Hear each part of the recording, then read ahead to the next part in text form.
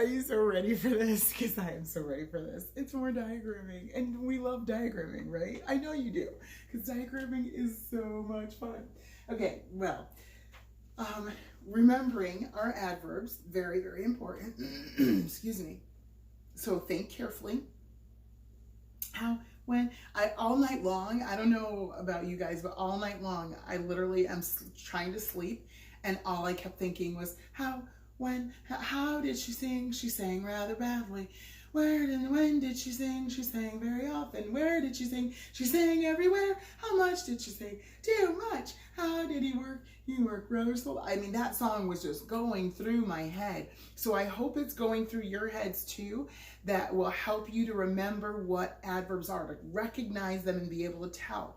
But today we're going to talk about labeling or diagramming them, which you know diagramming is my favorite thing. It is so much fun. But the first thing that you have to do before you can diagram third grade is mark your sentences. So please, please, please don't forget that. Some of you are doing your diagrams, but you're not marking your sentences. Well, how do you know where the verb goes? How do you know where the subject goes? How do you know where the adverb or whatever goes unless you're marking that in your sentences? So please mark your sentences first, because when we do it like the shortcut way, that's when we end up making mistakes and we miss things. So some of us are missing some parts because we are doing the shortcut. Don't do the shortcut, please, okay? Make sure to mark your sentences first. So we look at our sentence, Carlos whistled happily. So the first thing that we do is we look at our word, Carlos, or we look for our verb, and our verb is whistled, right? So we put 2 lines under whistled.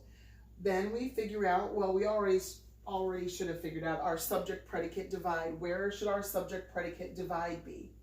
After Carlos, because Carlos is what?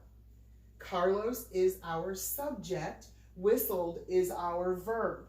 And then we need to ask how, when, where. How did Carlos whistle? He didn't whistle angrily. I don't know how you whistle angrily. I don't know how you whistle angrily, but he whistled happily, okay? And we draw a circle around happily and draw a small arrow from our adverb happily, L-Y, remember, that's an easy way to figure it out, to our verb, which is whistled. Carlos whistled happily. Now, we have been learning how to diagram subjects and verbs and adjectives. You know that when there's an adjective, we diagram it underneath the noun that it's describing, right? We've done that before where we had the Joseph's new bike was whatever, okay? And we put Joseph's and new underneath the subject bike, okay? So we put the adjective underneath the noun that is being described. Well, the same thing is going to happen with our adverbs. When we are doing that, we have a special place that we're going to put that. So in that sentence, we have an adverb that describes whistled. So we're going to do what we normally do.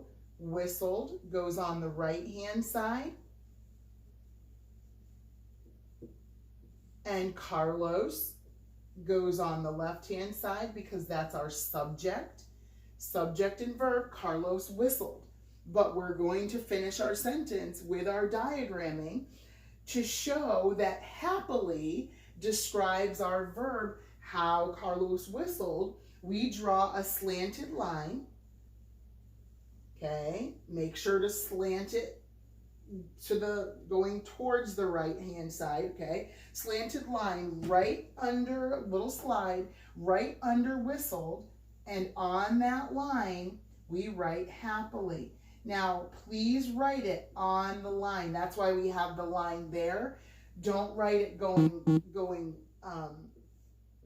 happily, because then you're writing it in print anyway. It doesn't go that way. It should line up. It should be written on that line. So if Miss Monroe can do it on the board, like this. Just turn your paper so you could write it properly on that line. No shortcuts, okay? And then our next sentence. Yesterday, Mia read her book. Well, where's our verb? Read. So then think, where should my subject predicate divide be? Yeah, right after Mia, right before read, okay? And then underline Mia once, because who or what read? Mia read. And then we simply do our, well, first of all, what could we say for the end of the sentence? Book is a noun and her is an adjective. Very good. But underneath Mia read, we are going to have our diagram. Can you see that? Hopefully. Okay, yeah, not great because it's orange, but we are going to have our diagram line. Read goes on the right-hand side and Mia goes on the left-hand side, because Mia is the subject, read is the verb. Mia read. But we need to find the adverb in that sentence. We already said her is an adjective, book is a noun. Oh, yesterday. So this describes what? Yes, I know it describes read, but what is it really describing? What question? I want you to know what question it's used. When? How? When? Okay, when did she read?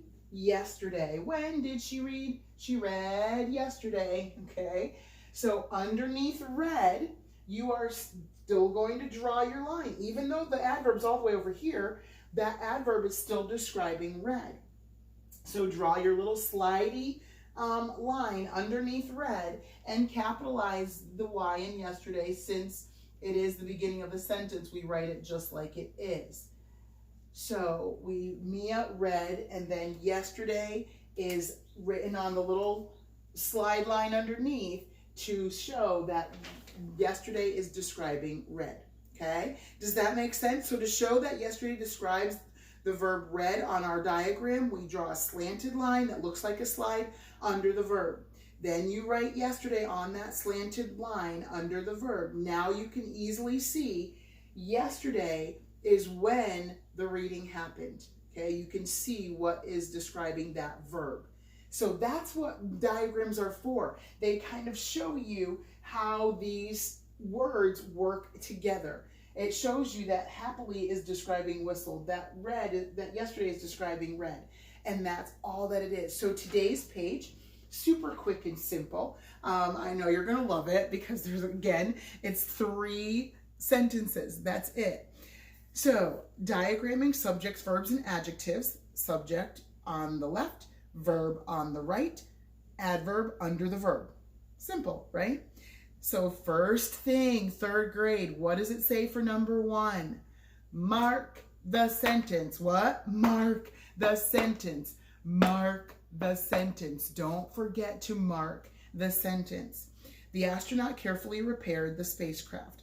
So you mark the sentence with your subject predicate divide, underline your verb twice, underline your noun once, ask how, when, where, how, when, or how often to your verb to see what you should circle, and draw the little arrow to the verb, okay?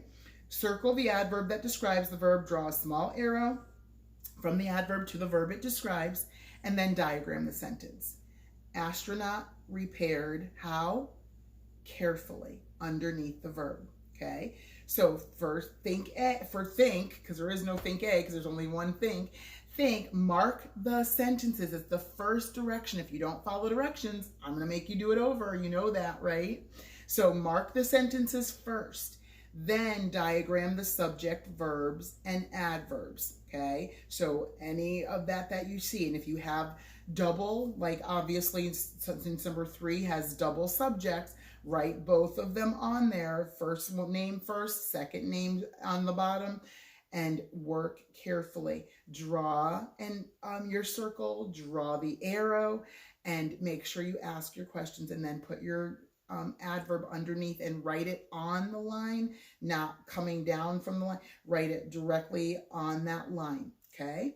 All right. That's your page for today. That's your language. Woohoo. You're done. But it's diagramming. And how fun is diagramming? It's the best. It's the best. You better love it because I love it. And what I love, you should love because you should love me, right? Okay.